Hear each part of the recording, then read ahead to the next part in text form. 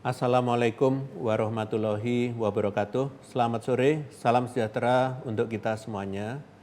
Hari ini saya akan menyampaikan perkembangan penanganan COVID-19 di Indonesia. Pada beberapa waktu terakhir, data mulai menunjukkan perkembangan yang kurang baik pada beberapa indikator kasus. Hal ini sudah seharusnya menjadi kewaspadaan kita bersama, terutama mengingat kunci keberhasilan pencegahan lonjakan kasus adalah kesigapan penanganan sedini mungkin. Perkembangan ini sudah merupakan alarm dini dan sudah sepatutnya kita menetapkan target pengendalian kasus agar tetap terkendali. Pertama, dalam 14 hari terakhir, terlihat tren peningkatan kasus positif. Meskipun peningkatan harian ini cenderung fluktuatif, namun penambahan kasus harian terakhir telah mencapai angka 404.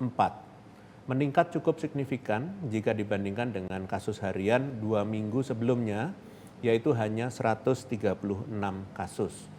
Terlebih lagi, angka ini tergolong cukup tinggi mengingat penambahan kasus positif sebesar 400 kasus terakhir terjadi pada bulan November 2021. Kedua, tren peningkatan juga terlihat pada jumlah kasus aktif harian. Peningkatan ini teramati setidaknya dalam seminggu terakhir. Jika pada minggu lalu jumlah kasus aktif adalah sebesar 4.300 kasus, per 5 Januari 2022, jumlah kasus aktif naik menjadi 4.800. Ketiga, positivity rate atau proporsi orang yang dideteksi positif dari keseluruhan orang yang dites juga menunjukkan tren kenaikan. Serupa dengan peningkatan kasus positif, kenaikan positivity rate memang cenderung fluktuatif jika dilihat dari hari ke hari. Meskipun demikian, tren kenaikannya sudah dapat teramati. Jika pada 2 minggu lalu positivity rate harian adalah sebesar 0,07%, saat ini meningkat menjadi 0,19%. Keempat, peningkatan terlihat pula pada angka nasional keterisian tempat tidur atau BOR isolasi di rumah sakit rujukan. Kenaikan yang terjadi pada BOR isolasi konsisten terjadi dalam 14 hari terakhir. Jika pada 2 minggu lalu keterisian tempat tidur isolasi hanya sebesar 1,38%, saat ini telah meningkat menjadi 3,35%. Adanya peningkatan pada 4 indikator tersebut, yaitu kasus aktif, kasus positif, positivity rate, serta BOR isolasi, merupakan fakta bahwa telah terjadi peningkatan penularan di masyarakat. Artinya, jika tidak dikendalikan sejak saat ini, jumlah orang positif yang meningkat ini dapat menulari lebih banyak orang dan berpotensi menimbulkan kenaikan kasus yang lebih tinggi lagi di masyarakat. Oleh sebab itu, diperlukan langkah-langkah pengendalian segera untuk mencegah hal tersebut terjadi dengan memasifkan testing dan tracing serta mengoptimalkan kembali kerja posko untuk menggalakkan kedisiplinan protokol kesehatan 3M. Meskipun terjadi kenaikan pada 4 indikator tersebut, terdapat 2 indikator yang justru menunjukkan tren penurunan, yaitu yang pertama, angka kematian harian menunjukkan tren penurunan dalam 14 hari terakhir. Walaupun angka kematian harian cenderung fluktuatif, tren penurunan teramati dalam 2 minggu ini. Jika pada 2 minggu lalu angka kematian adalah 8 dalam sehari, saat ini angka kematian adalah sebesar 4 orang dalam sehari. Kedua, angka keterisian tempat tidur atau BOR untuk keperluan ICU yang juga menunjukkan tren penurunan setidaknya dalam 10 hari terakhir. Sementara BOR untuk isolasi mengalami peningkatan, BOR untuk ICU justru mengalami penurunan. Jika dalam 10 hari ke belakang keterisian BOR ICU adalah 3,95% dalam 1 hari, angka ini konsisten mengalami penurunan hingga saat ini hanya sebesar 3,23% dalam sehari. Adanya tren kenaikan dan penurunan pada indikator-indikator yang sudah disebutkan tersebut menunjukkan adanya tingkat penularan dan jumlah orang positif yang tidak diikuti dengan kebutuhan perawatan dan kematian.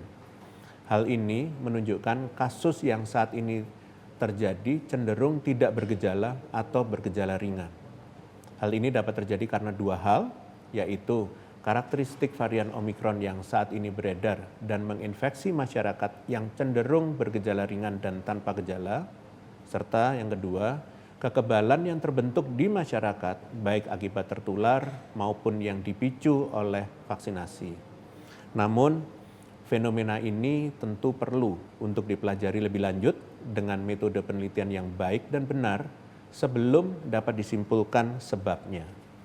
Meskipun demikian, penting untuk tetap berupaya menurunkan peningkatan kasus yang sudah mulai terjadi. Secara teori yang didukung pula dengan beberapa hasil studi menyatakan bahwa potensi munculnya varian baru lebih tinggi seiring tingginya tingkat penularan. Memberi ruang bagi virus untuk menular sama dengan memberi kesempatan bagi virus untuk bermutasi menjadi varian baru. Selain itu, kita perlu menyadari bahwa kita memiliki keterbatasan fasilitas dan sumber daya kesehatan, serta yang terpenting, memberi celah untuk penularan semakin meluas sama dengan menempatkan kelompok rentan dalam risiko yang lebih tinggi. Bukan tidak mungkin kelompok rentan tersebut adalah orang-orang terdekat yang kita cintai. Apabila dilihat pada tingkat provinsi, nyatanya sudah ada beberapa provinsi yang menunjukkan perkembangan yang kurang baik dari sisi penambahan kasus aktif dalam 4 minggu terakhir, yaitu sebagai berikut: DKI Jakarta dan Kepulauan Riau mengalami kenaikan kasus aktif dalam 4 minggu berturut-turut. Kalimantan Selatan mengalami kenaikan kasus aktif dalam 3 minggu berturut-turut. Aceh, Sumatera Utara, Banten, Bali, Nusa Tenggara Barat, Kalimantan Tengah, Sulawesi Tenggara, serta Papua mengalami kenaikan dalam 2 minggu terakhir. Perlu diperhatikan bahwa pada beberapa daerah, data kenaikan kasus banyak dikontribusikan oleh pencatatan kasus dari pelaku perjalanan luar negeri yang masuk ke Indonesia. Dalam hal ini, pemerintah pusat melalui berbagai kementerian dan lembaga juga terus mengupayakan seluruh tahapan pelaksanaan karantina bagi pelaku perjalanan luar negeri dilaksanakan dengan baik untuk mencegah penularan lokal dari orang positif apalagi yang terinfeksi varian Omikron. Tentunya hal ini hanya dapat berhasil dengan peran serta masyarakat yang patuh menjalankan aturan karantina yang sudah ditetapkan. Penting pula untuk setiap daerah untuk mencegah agar importasi kasus ini tidak lolos ke masyarakat, serta melakukan langkah pengendalian apabila terjadi indikasi transmisi komunitas sedini mungkin. Kedisiplinan protokol kesehatan di tempat umum dan bagi pelaku perjalanan juga perlu untuk selalu diawasi dan ditegakkan untuk mencegah semakin meluasnya penularan. Terlebih pula, seperti yang kita ketahui, biasanya kenaikan kasus mulai terlihat 2 minggu setelah periode libur panjang, di mana masyarakat banyak melakukan kegiatan yang memicu penularan. Untuk itu, mohon antisipasi kepada seluruh pemerintah daerah terhadap kemungkinan kenaikan kasus pada beberapa minggu ke depan sebagai dampak dari periode Natal dan Tahun Baru. Selanjutnya, saya akan menjelaskan terkait kebijakan mobilitas luar negeri terkini. Berdasarkan keputusan Presiden nomor 24 tahun 2021 tentang penetapan status faktual pandemi coronavirus disease 2019 atau COVID-19 di Indonesia, Presiden menyatakan bahwa pandemi coronavirus disease 2019 atau COVID-19 yang merupakan global pandemic sesuai dengan pernyataan World Health Organization secara faktual masih terjadi dan belum berakhir di Indonesia. Untuk saat ini, kita perlu tetap beraktivitas menyesuaikan dengan kondisi kasus COVID-19 demi keamanan dan keselamatan masyarakat Indonesia. Salah satunya yang terus dipantau dan dievaluasi adalah peraturan pelaku perjalanan luar negeri yang secara alamiah membuka peluang importasi kasus dengan catatan jika tidak dikendalikan dengan baik. Oleh karena itu, kebijakan mobilitas selalu ditinjau dan terkini pemerintah mengeluarkan surat edaran Satgas nomor 1 tahun 2022 tentang protokol kesehatan perjalanan luar negeri dan surat keputusan Ketua Satgas nomor 2 tahun 2022 tentang pintu masuk atau entry point, kemudian tempat karantina dan kewajiban RT-PCR bagi WNI pelaku perjalanan luar negeri. Pada prinsipnya, penyesuaian penting yang diatur dalam kebijakan terbaru tersebut diantaranya, pertama, menambah Prancis dalam deretan negara asal kedatangan WNA yang tidak boleh memasuki Indonesia untuk sementara waktu akibat kasus Omikron yang cukup tinggi, di mana per 5 Januari jumlah kasus yang terdeteksi telah mencapai 2.838 kasus varian Omikron. Yang kedua, menyesuaikan waktu karantina dari 14 hari menjadi 10 hari bagi pelaku perjalanan yang setidaknya 14 hari terakhir berada pada negara dengan transmisi komunitas akibat varian Omikron dan negara-negara di sekitarnya, serta jumlah kasus bervarian Omikron yang telah mencapai angka lebih dari 10.000 kasus. Sedangkan kewajiban karantina 10 hari disesuaikan menjadi 7 hari bagi negara asal kedatangan di luar kategori yang disebutkan sebelumnya. Ketiga, menyesuaikan waktu tes ulang PCR kedua yaitu pada hari ke-9 bagi pelaku perjalanan dengan kewajiban karantina 10 hari dan tes ulang pada hari ke-6 bagi pelaku perjalanan dengan kewajiban karantina 7 hari. Berdasarkan 3 studi ilmiah dari Russell dan kawan-kawan tahun 2021, Ashcroft dan kawan-kawan tahun 2021, dan Wells dan kawan-kawan tahun 2020, bahwa karantina selama 7 hari yang dibarengi dengan entry dan exit test sudah cukup baik mengurangi potensi transmisi lokal hingga di bawah 25%. Keempat, melakukan pengubahan teknis hak mengajukan tes pembanding RT-PCR bagi pelaku perjalanan setelah tes ulang kedua RT-PCR melalui pembiayaan mandiri. Nantinya, pelaku perjalanan wajib melakukan tes pembanding dan pemeriksaan pembanding dengan metode deteksi molekuler yang mampu melihat kegagalan deteksi gen S atau SGTF yang umumnya merupakan indikasi kasus SARS-CoV-2 varian B11529 secara bersamaan demi men-screening kasus Omikron dengan baik. Selain itu, lokasi lab pembanding dapat dilakukan di tempat tambahan yaitu Balitbangkes dan laboratorium pemerintah lainnya seperti BTKL, Labkesda, dan lab rujukan lainnya demi meningkatkan aksesabilitas melaksanakan tes pembanding bagi tiap pelaku perjalanan. Yang kelima, berdasarkan arahan Presiden pada rapat terbatas di tanggal 3 Januari 2022, maka dilakukan pembatasan pemberian dispensasi untuk menjalani karantina. Khusus untuk pengajuan berbagai bentuk dispensasi, maka bagi warga negara Indonesia yang dalam keadaan mendesak dengan alasan kondisi kesehatan yang mengancam nyawa atau kondisi kesehatan yang membutuhkan perhatian khusus dan kedukaan seperti anggota keluarga inti meninggal, kemudian bagi WNA, yaitu Kepala Kantor Perwakilan Asing maupun WNA dengan visa diplomatik atau dinas, pejabat asing setingkat menteri ke atas, pendatang dengan skema TCA, delegasi negara G20, dan orang terhormat dan terpandang seperti tokoh ekonomi global, maka pihak-pihak ini dapat mengirimkan surat pengajuan kepada Satgas COVID-19, baik fisik ke kantor BNPB maupun elektronik ke persuratan@bnpb.go.id dengan tujuan Kepala Satuan Tugas COVID-19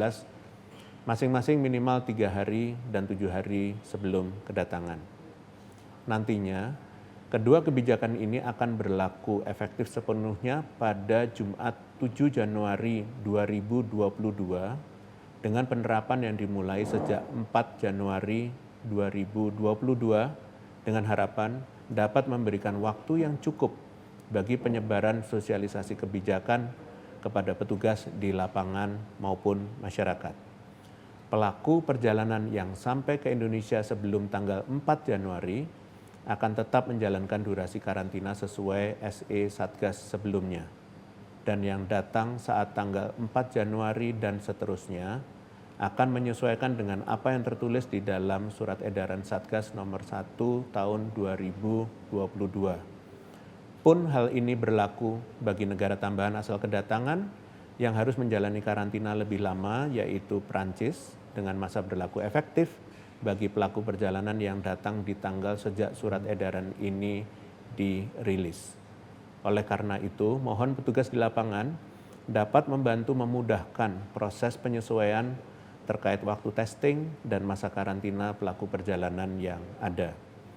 Dimohon kepada seluruh media dan masyarakat mempedomani kebijakan ini dan ikut membantu sosialisasi peraturan demi pencegahan yang lebih optimal. Kita harus yakin dan percaya Indonesia mampu tetap mempertahankan kondisi kasus COVID-19 yang cukup terkendali.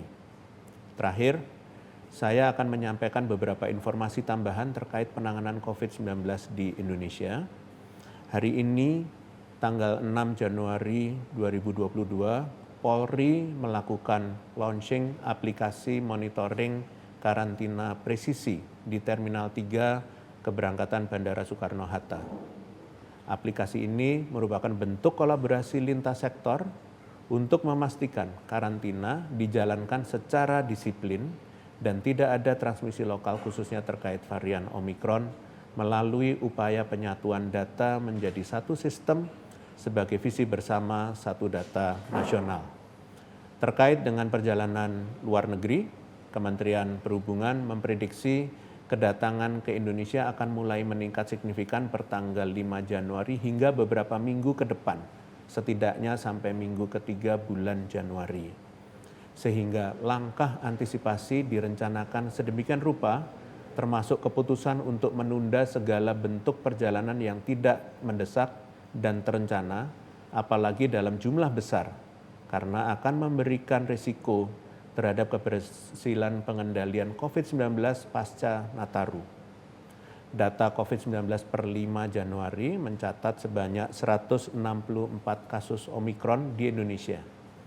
Demi menekan laju penularan Omikron, pemerintah Indonesia terus meningkatkan upaya screening ketat di pintu-pintu masuk negara serta menegakkan peraturan karantina tanpa pandang bulu.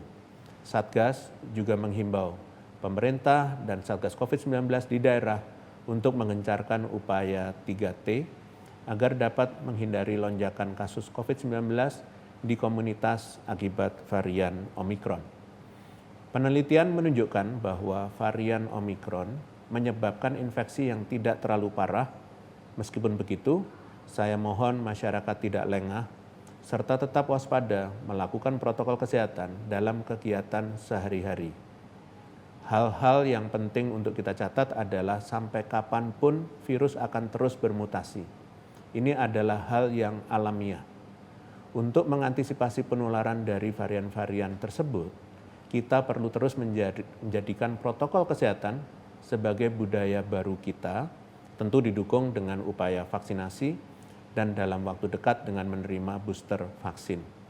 Selanjutnya, terkait program vaksinasi booster, program ini akan segera berjalan, rencananya akan dimulai pada tanggal 12 Januari 2022 dengan target sasaran awal sebanyak 21 juta orang di bulan tersebut. Fokus utama vaksin booster adalah untuk memperkuat kekebalan komunitas di daerah, di mana kekebalan komunitas sudah mulai terbentuk. Sehingga program ini diprioritaskan terlebih dahulu bagi kabupaten atau kota yang capaian vaksinasinya sudah 70% untuk dosis pertama dan 60% untuk dosis keduanya. Status vaksinasi di tiap daerah dapat kita lihat bersama di https://vaksin.kemkes.go.id. Kami berharap untuk daerah yang belum memenuhi kriteria tersebut untuk dapat mengejar target vaksinasinya. Vaksin booster untuk saat ini akan diperuntukkan bagi masyarakat berusia di atas 18 tahun dan telah mendapatkan vaksin dosis kedua dengan jangka waktu lebih dari 6 bulan. Dengan peningkatan program vaksinasi, pemerintah Indonesia berupaya untuk berkontribusi besar terhadap komitmen dari WHO untuk mencapai target 70% populasi dunia telah tervaksinasi di pertengahan tahun 2022. Informasi terakhir yang saya ingin sampaikan bahwa menurut WHO, analisis data awal terkait penularan virus varian Omikron seperti di Inggris dan Afrika Selatan, serta hasil uji dari para produsen vaksin, menunjukkan bahwa meskipun tubuh telah memiliki kekebalan atau imunitas terhadap COVID-19 dari vaksinasi ataupun infeksi yang diderita sebelumnya, tetap terdapat kemungkinan untuk varian Omikron dapat lolos dari imunitas tubuh tersebut. Beberapa studi yang lain menyatakan bahwa antibodi spesifik yang terbentuk berkurang kemampuannya dalam melindungi terhadap Omikron. Namun, jenis kekebalan lain masih mampu melindungi. Untuk itu, mari kita terus menjaga kebugaran tubuh kita yang diiringi dengan pengadaan studi-studi ilmiah yang dapat menguatkan pengendalian COVID-19 di Indonesia. Demikian konferensi pers pada sore hari ini. Saya lanjutkan dengan sesi tanya jawab media. Terima kasih. Pertanyaan pertama, Gi Era ID, fitriliputan6.com dan Yulia CNN. Terkait pernyataan bolehnya pegawai pemerintah untuk melakukan karantina di luar lokasi yang disediakan, yaitu hotel karantina terpusat sebagai alternatifnya, apakah pegawai pemerintah ini termasuk pejabat setingkat eselon 1 termasuk pejabat negara seperti DPR? Terima kasih pada era.id, liputan6.com, dan CNN. Semenjak surat edaran Satgas nomor 1 tahun 2022 berlaku, tidak diberlakukan lagi dispensasi pelaksanaan karantina mandiri bagi seluruh pejabat yang dimaksud. Terima kasih. Pertanyaan kedua, Wilsa berita1.com. Untuk sumber penularan transmisi lokal varian Omikron, apakah sudah ditemukan? Apabila belum, sudah sejauh mana proses testing dan tracing dilakukan? Untuk kondisi pasien yang sedang diisolasi, bagaimana perkembangannya? Apakah sudah ada yang sembuh? Jika iya, bagaimana penanganan mereka selanjutnya? Terima kasih pada berita1.com. Sejauh ini kasus positif dengan transmisi lokal diketahui melakukan aktivitas di luar rumah dengan riwayat mobilitas antar provinsi. Upaya testing dan tracing sudah dilakukan, termasuk perawatan jika diperlukan. Diketahui menurut data per 3 Januari bahwa sekitar 23% kasus positif telah berhasil negatif COVID-19 dan tidak lagi memiliki kemampuan menular di masyarakat. Terima kasih. Pertanyaan ketiga, sarikompas.com. Untuk vaksinasi booster, apakah akan berbayar atau gratis? Kemudian, apakah vaksin booster sifatnya wajib bagi seluruh masyarakat usia di atas 18 tahun? Terima kasih kepada kompas.com. Terkait skema vaksinasi booster masih dalam tahap penyusunan.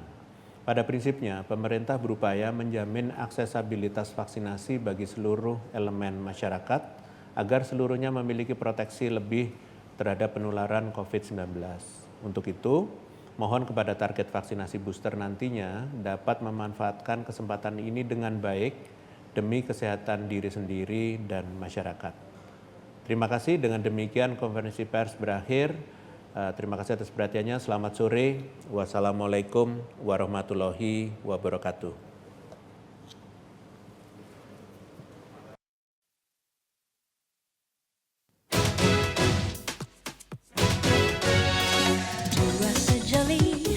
Basket